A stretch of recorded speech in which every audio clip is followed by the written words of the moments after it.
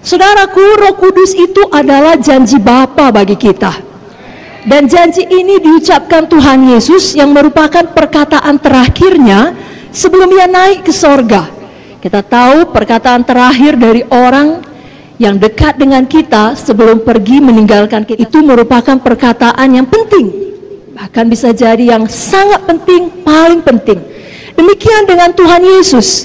Kita buka dari Kisah 1 ayatnya ke-4 sampai 5. Bukalah Alkitab kita dari Kisah Para Rasul 1 ayatnya ke-4 sampai 5. Mari kita baca bersama-sama. 1, 2, 3 ya. Pada suatu hari ketika Ia makan bersama-sama dengan mereka, Ia melarang mereka meninggalkan Yerusalem dan menyuruh mereka tinggal di situ menantikan janji Bapa. Yang demikian katanya, telah kamu dengar daripadaku, sebab Yohanes membaptis dengan air, tapi tidak lama lagi kamu akan dibaptis dengan Roh Kudus. Apakah janji Bapa? Baptisan Roh Kudus.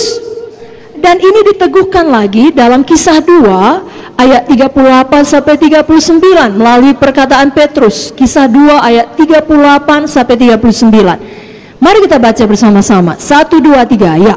Jawab Petrus kepada mereka, bertobatlah dan hendaklah kamu masing-masing memberi dirimu dibaptis dalam nama Yesus Kristus untuk pengampunan dosamu, maka kamu akan menerima karunia Roh Kudus.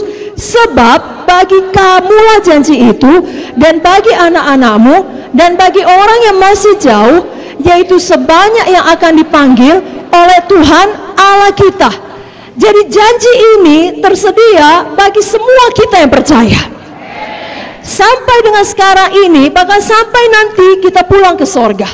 Sebabnya, biar semuanya kita, bukan hanya kita yang berkumpul di sini, PSEK PKS, tapi semua jiwa baru di dalam kelompok sel kita, semua jiwa baru dalam sektor kita, kita pastikan menerima janji Tuhan ini.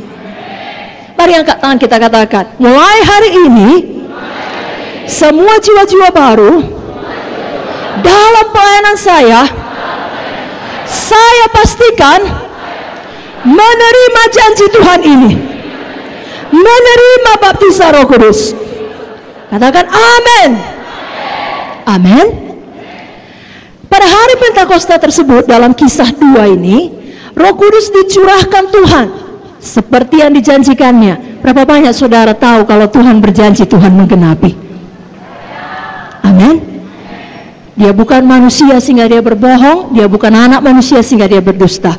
Kalau dia berfirman, dia genapi. Kalau dia berjanji, dia tepati. Maka Roh Kudus dicurahkan. Lalu kemudian Petrus menyampaikan firman, pada hari yang sama langsung terjadi kebangunan rohani.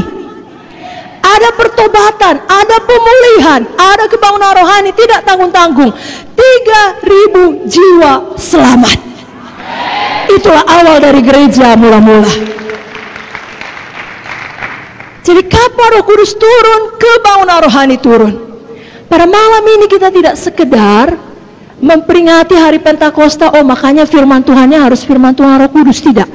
Kita datang dengan satu kerinduan, kehausan yang mendalam untuk kebangunan rohani terjadi dalam hati kita. Dan apa yang ada dalam hati kita menyebar kepada orang lain di sekeliling kita. Jangan kita katakan biar kebenaran rohani terjadi kepada dia, dia perlu kali dia. Tidak, kepada saya. Kepada siapa Bapak Ibu Saudara? Berapa banyak di sini haus dan rindu akan kebangunan rohani?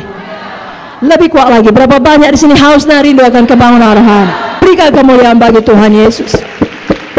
Mari kita baca dulu mengenai Pentakosta ini dalam Kisah 2 ayat 1 sampai 4 saja. Kita baca Kisah 2 ayat 1 sampai 4. 1, 2, 3, ya. Ketika tiba hari Pentakosta, semua orang percaya berkumpul di satu tempat. Tiba-tiba turunlah dari langit suatu bunyi seperti tiupan angin keras yang memenuhi seluruh rumah di mana mereka duduk. Dan tampaklah kepada mereka lidah-lidah seperti nyala api yang bertebaran dan hinggap pada mereka masing-masing. Maka penuhlah mereka dengan Roh Kudus. Lalu mereka mulai berkata-kata dalam bahasa-bahasa lain seperti yang diberikan oleh Roh itu kepada mereka untuk mengatakannya. Katakan haleluya. Jadilah ini bagi kita, dan jadilah bagi semua jiwa baru di dalam pelayanan kita. Semuanya kita, masing-masing kita penuh dengan Roh Kudus, dan tidak berhenti di situ. Sama seperti murid-murid Tuhan ini, sama seperti rasul-rasul ini, hidup mereka berubah.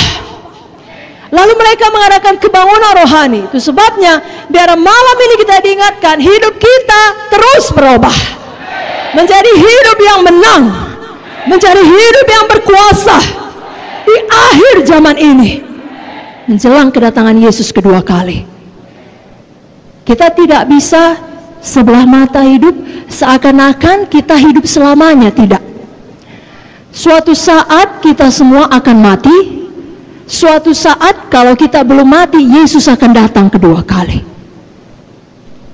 Dan menurut akselerasi yang terjadi pada zaman sekarang di mana kita hidup, tidaklah mustahil Yesus datang pada malam ini atau esok hari atau minggu depan atau kapan saja.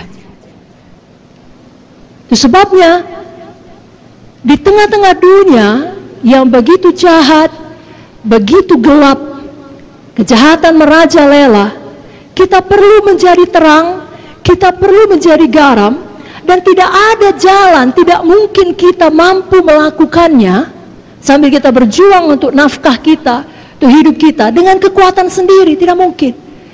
Hanya ada satu jalan, yakni dengan kuasa Roh Kudus. Amin, Bapak Ibu Saudara. Itu sebabnya mulai malam ini biar masing-masing kita penuh dengan Roh Kudus.